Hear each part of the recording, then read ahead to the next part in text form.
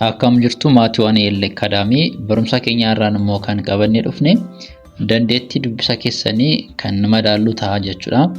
Kanaaf barumsa keenya irraa dubbisoota sagalee gabaabaa ka'anii gara sagalee dheeraa yeroo deemanii akkamitti dubbifamu kan jedhu ilaalla yookiin immoo akkamitti dubbistu isinii jechuudha. Kanaaf afaan Oromoo keessatti jechi tokko gabaabaa irra eegalee dheerachaa yeroo deemu akkasumas dandeettii dubbisu keessanii ilaalaa deemna jechuudha. Maaliif akkuma argitanii dubbisoota akkasii dubbisa jalqabaa qubee jecha yookiin immoo jecha gabaabaatu jira. Garuu jecha tokko irratti wantoota yookiin immoo jecha hambira irratti dabalu yookiin immoo maxxantuu yeroo itti dabalaa deemnu dheerachaa deema. Kanaaf haala salphaan akkamitti dubbisu akka dandeessanii ilaallaa jechuudha. Kanaaf namoonni viidiyoo kana jalqabu keessan dura like gochuu irraanfatina. Akkasumas namoonni baay'een keessanii viidiyoo kana itu subscribe hin godhin ilaalaa jirtu subscribe godhaa isiniin jedha. Namoonni karaa keessoon afaan Oromoo, afaan Amaaraffaa, Ingiliffaa akkasumas herreegaa dabalatee barumsoota biroos barachuu barbaadanii bilbilli viidiyoo kanarra jiruun karaa Imo, WhatsApp akkasumas Telegramiin nu argachuu dandeessu. Barumsa keessanis barachuu dandeessu jechuudha. Amma kallattiidhaan gara barumsa keenyaatti deemna jechuudha. Haalli barumsa keenya har'aa kan ta'u jalqabaa isinii akka dubbistanii carraasaa isinii laadha. Achi booddee immoo anaa isinii dubbisa jechuudha. Itti fufee itti aansee anaatu isinii dubbisa. Kanaaf hammam isin dubbistu dubbisa keessanii kan shaakaltanii ta'a. Yeroo dubbisa shaakaltanirree haala kanaan jechoota daddabalaa yeroo deemanii akkamitti dubbifamu akka danda'anii sirriitti adda baastu jechuudha. Kanaaf viidiyoo kana hamma dhumaatti ilaaluudhaan dandeettii dubbisaa keessanii cimsachuu akkasumas madaaluu ni dandeessu jechuudha. Kanaaf amma qubeen ishee jalqabaa asii yookiin immoo jechaan ni jalqabaa maal jedha? Kan keessan na jalqabaa maal jedha yoo isiniin jedhu isiniin dubbistu jechuudha. Achi ittaanii immoo anaatu isinii dubbisa. Kanaaf asii dubbistanii raa jedha. Raa. Inni ittaanee jiru immoo dabalata. Iski dubbisa. Aaraa. Jecha gubbaarra jiru aaraa. Galfi. Aaraa galfi. Kanaaf aaraa irratti maal jetti dabalame? Galfi. Aaraa galfi. Kanaaf yeroo wanta akkasii yeroo jecha gabaabaa irratti yeroo jecha biratti dabalame jedhu maaliif gochuun qabdanii? Yeroo dubbistanii qofaatti fiduu qabdu. Aaraa galfi. Asiimoon inni dheerate miti. Asiimoon dheerate. Kanaaf asirratti sirriitti ilaalaa. Iski dubbisaa jalqabaa kan keessannaa. Hayyee aaraa jedhamti. Aaraa galfataa. Argitanii? Aaraa galfataa ni ta'a jechuudha. Iski seettaanii jiru immoo dubbisaa. Aaraa akkuma jirudha galfa akkuma jirudha. Aaraa galfa chuutti dabalame. Aaraa galfa chuu ni ta'a jechuudha. Iski isa dheeraa immoo isa kana immoo iski dubbisa. Aaraa galfachiisuu. Argitanii? Aaraa galfachiisuu. Aaraa galfachiisuu ta'a jechuudha. Kanaaf haala kanaan jechoota afaan Oromoo dheerachaa deemuu jechuudha. Kanaaf dubbisa yeroo dubbistanii isa bartaniirra kan biraa immoo jechatti dabalaa yeroo bitanii dheerachaa deema. Kanaaf dandeettii dubbisuu keessanillee haala kanaan cimsachaa deemuu qabdu jechuudha. Okay, ittaanee kan jiru jecha asiin jiru immoo abdi abdi. Inni kun jecha akkamii qaba? Irra butaa qaba. Baan irra butaadha. Abdi abdi. Okay, abdi. Iski seettaanaa jiru taanee jiru dubbisa.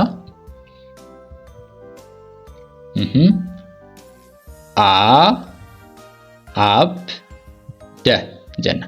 Abda chu chuutti dabalame miti abda chu abdachuu. Okay, amma immoo maalitti dabalame? Saa dhumarratti dabalame. Dubbachisuun bakka jijjiiramu illee qaba. Kanaaf asii abdachiisa. Abdachiisa. Okay. Seettaan immoo salphaadha. Qubee maa dubbachistuu dhumarratti jijjiirame malee takkumaadha. Abdachiisu. Abdachiisu. Okay, sheettaanii jirtu dubbisa. Okay, abdachiiftu faana asirra irra butaadha. Abdachiiftu abdachiiftu abdachiiftu jenna jechuudha.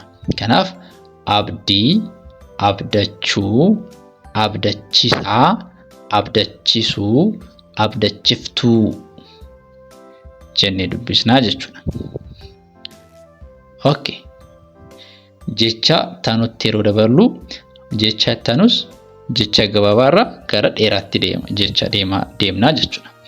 Okay, ishee jalqaba maal jetti? Salphaadha. Sagalee lama qofa qabdi. Balaa.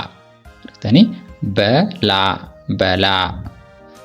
Baa fi laa duwwaa jira jechuudha. Sagalee lama qabaa jechuudha.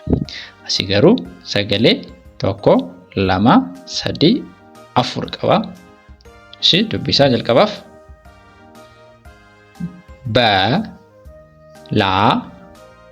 Balaleessu. Balaleessu. Balaleessu. Okay. Jecha taanee jiru dubbisa. Okay. Argitanii amma kanatti ol fakkaata. Fachuu. Fachuu itti dabalamee argitanii. Balaleeffachuu. Okay, inni taanee jiru dhumarratti naa itti dabalamee wal fakkaataadha. Kanaaf akkamitti dubbisna? Balaleeffanna. Balaleeffanna. Balaleeffanna. Jecha taanee jiru immoo sadheeraadha. Ishee dubbistanii.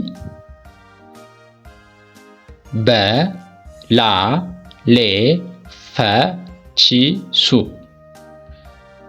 Balaleeffachiisu. Inni kun immoo baay'een dheerataa jechuudha. Kanaaf ka'umsaarraa kaastanii yoo deemtanii salphaadha. Balaa. Balaaleessuu. Balaleeffachuu. Balaleeffannaa. Balaleeffachiisuu. Haala kanaan dubbisnaa jechuudha. Jechi taanee jiru sagalee sadiidhaan ka'a. Qubee dachaa ni qabaata. Qubee dachaa dhaa. Daa fi haa walitti dhaa waan taateef. Kanaaf asii badhaadhaa. Badhaadhaa jedha. Badhaadhaa. Ittaanee jiru irratti naa dabalata dhumarratti. Ina dabalata. Iski dubbisa. Dubbitanii. Kanaaf badhaadhina. badhaadhina badhaadhina sagalee afur qaba badhaadhina ittaanee jiru fama tadabbadha jenne fama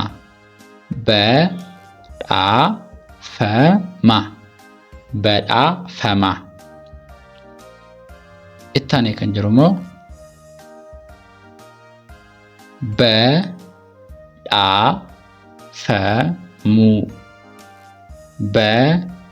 badhaafamu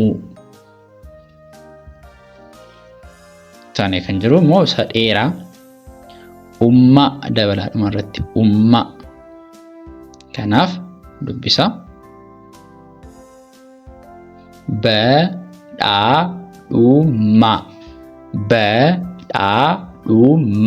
badhaadhumma haala kanaan dubbisnaa jechuudha. Kanaaf badhaadha badhaadhina badhaadhee badhaafama badhaafamuu badhaadhumma jennee haala kanaan dubbisuu dandeenya. Jecha keenya inni ittaanee jiru sagalee lamaan ka'a. Kun salphaadha dubbisa. Beeka bareeda. Taanee kan jiru maa dabalata dhuma irratti beekama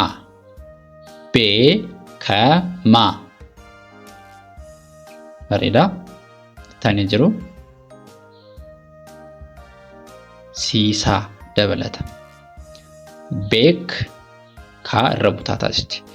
Irra butaataa beeksiisa. Okay, asimmoo dubbachiistuu dhuma irratti duwwaa jira. Dubbisa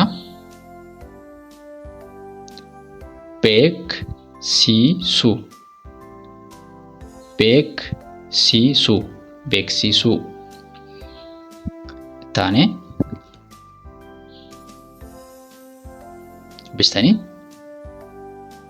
tole beekumsa ni ta'a jechuudha. Beekumsa kanaaf yoo jalqabaa kaasnee dubbisnu beekaa beekamaa beeksisaa beeksisuu beekumsa ta'a jechuudha.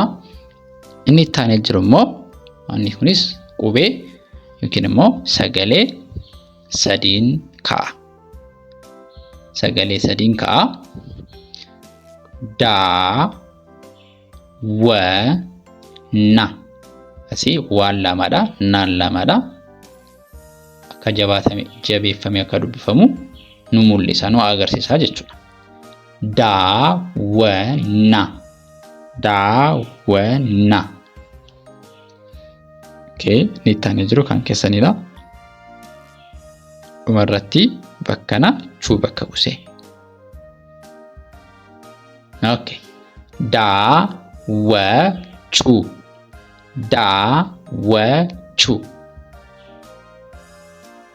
Ittaanee kan jiru dhuma irratti isaa dabalate. Dubbistanii tole daawwachiisa.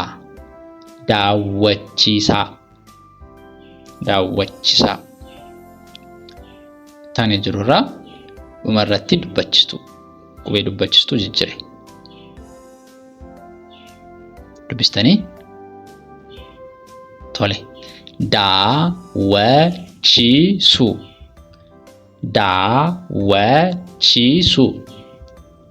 bareeda. Okay, ittaanee jiru immoo iftuu dabalate. Dhuma irratti iftuu dabalate. Soo dubbisa. Tole dubbistanii daawwachiiftuu jennee dubbisnaa jechuudha.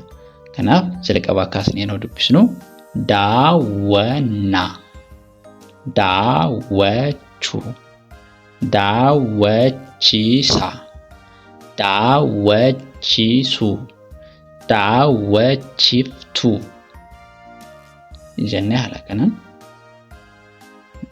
gabaabaarraa gara dheeraa dubbisaa deemuu dandeenya jechuudha. Dubbisaa deemuu dandeenya jechuudha. Ittaanee kan jiru jecha keenya sagalee lamaan ka'a. Sagalee lama qaba. Faa fi ruu. Kanaaf dubbisaa faaruu, faaruu. Okay. Raa ittaanee jiru raarra butaa taatee su itti dabala. Kanaaf dubbistanii faarsuu, faarsuu. Ittaanee kan jiru taa itti dabalata. Faataa itti dabalata. Faarfataa. Faar raan irra butaadha. Faarfataa, faarfataa. Faa irratti maal dabala irratti na itti dabalate. Asitti immoo okay dabala dubbisa. Tole dubbistanii faarfana, faarfana. Bareeda. Taane kan jiru chuu itti dabala. Chuu itti dabalame maal ta'a? Faarfachuu, faarfachuu. Bareeda. Kanaaf gabaabaa gara dheeraa yeroo dubbisaa deemnu faaruu, faarsuu, faarfataa, faarfannaa, faarfachuu ni ta'a jechuudha. Inni jecha keenya ittaanee jiru inni kunis sagalee lamaan ka'a. Fii fi laa. Kanaaf fii laa jennee dubbisna. Fii laa. Okay, amma muu itti dabala. Dubbisaa. Okay. Fiilamuu, fiilamuu jenna jechuudha. Ittaanee kan jiru noo itti dabala. Noon hin jabaata. Dubbistanii fiilannoo, fiilannoo. Bareeda. Ittaanee kan jirutti immoo chuu itti dabala. Filachuu, filachuu. Bareeda. Inni ittaanee dhumarratti jiru inni jecha keenya ni dheeraa immoo isaa. Isaa itti dabala. Kanaaf filachiisaa, filachiisaa, filachiisaa. Kanaaf gabaabaa gara dheeraa dubbisa yeroo deemnu fiilaa, fiilamuu, fiilannoo, filachiisuu, filachuu ifama filachuu. Inni dhuma filachiisaa, filachiisaa ni ta'a jechuudha.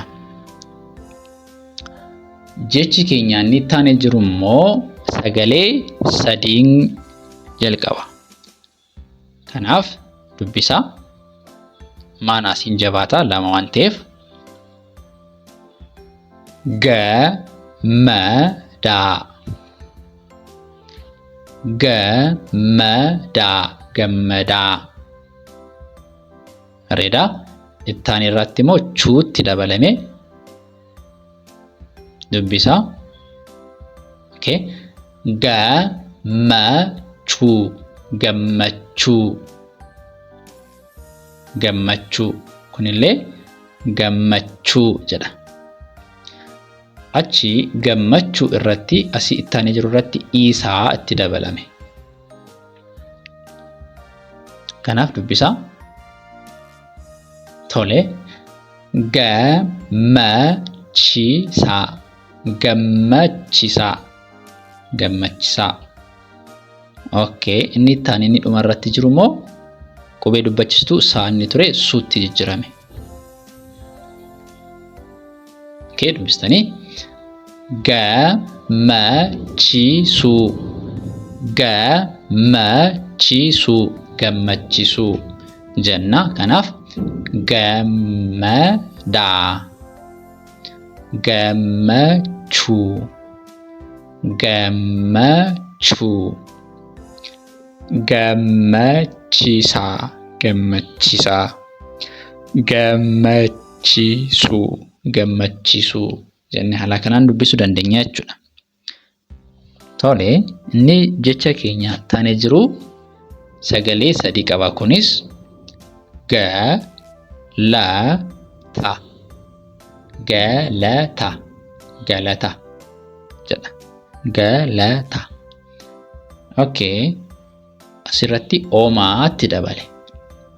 Inni ittaanii irratti oomaatti dabale sagalee meeqate? Sagalee afur qabaate. Dubbisaa. Galatoomaa. Galatoomaa jedha jechuudha. Okay. Inni ittaanii jiru immoo maa inni ture gara muutti jijjiirame.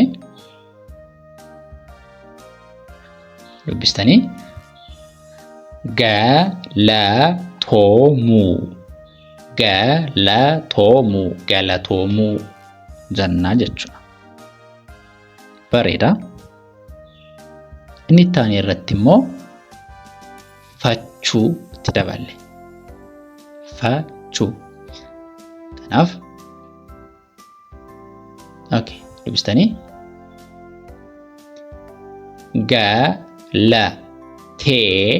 Galateeffachuu. Galateeffachuu. Galateeffachuu. Bareeda. Inni ittaanii jiru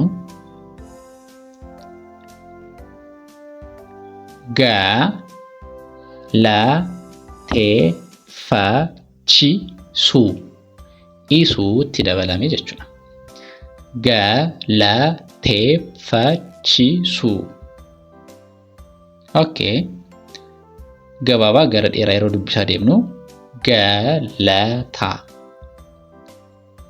Galatoomaa. Galatoomaa. Galatoomuu. Galatoomuu. Galateeffachuu. Galateeffachuu. Galateeffachisuu. Galateeffachisuu. Kanaaf haala kanaan dubbisaa shaakaluu dandeenya. Kanaaf jechoota afaan Oromoo gabaabaarraa gara dheeraa kanatti akkas dubbifama. Akkasitti shaakalamaa deemaa jechuudha. Yeroo dubbisa shaakaltan irra waan akkasii yookiin immoo sirna kanaan shaakaluun ni danda'ama jechuudha. Kanaaf namoonni karaa keessoon afaan Oromoo, Amaaraffaa, Ingiliffaa, herreegaa dabalatee barumsota biroo barachuu warra barbaadanii karaa bilbilaa viidiyoo kanarra jiruun karaa immoo WhatsAppii, Telegiraamii nu argachuu dandeessu.